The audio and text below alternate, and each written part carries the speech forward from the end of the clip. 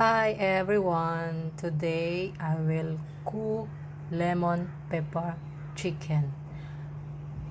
First we'll do is marinate the chicken. So I have already chicken here, clean and cut it in a large pieces.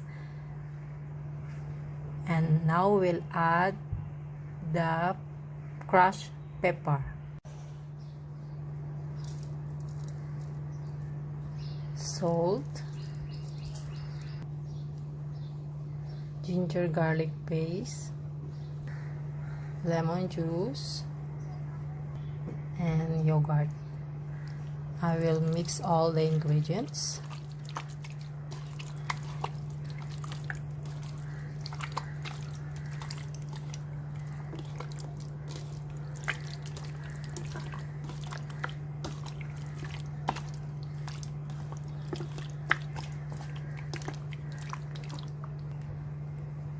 After mixing, we'll set aside and marinate for 1 hour.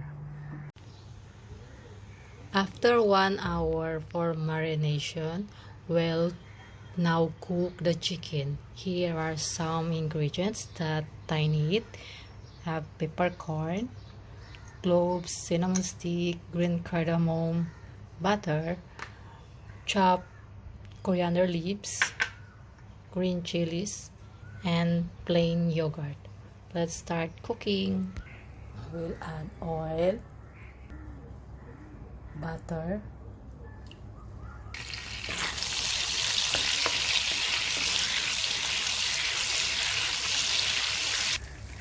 we'll add the whole spices,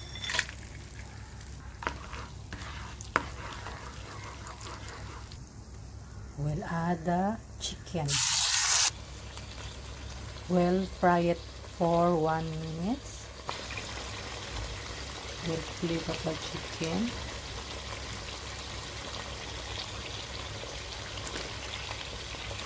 Another 2 minutes fry.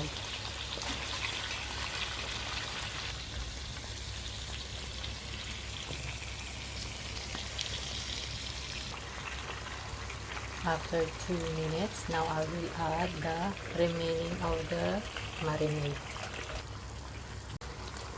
We'll fry for 5 minutes until all the sides are brown. After 5 minutes, I will add plain yogurt. I'll add crushed pepper, green chilies. We'll mix it. We'll cook and cover for 10 minutes.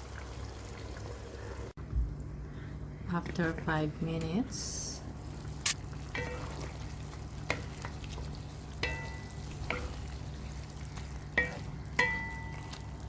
stir it and cook again for 5 minutes. After 5 minutes, I will add garam masala. We'll mix it and we'll leave again another 5 minutes.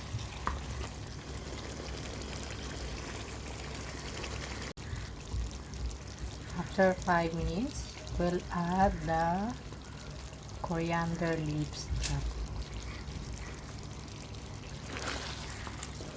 I will mix it.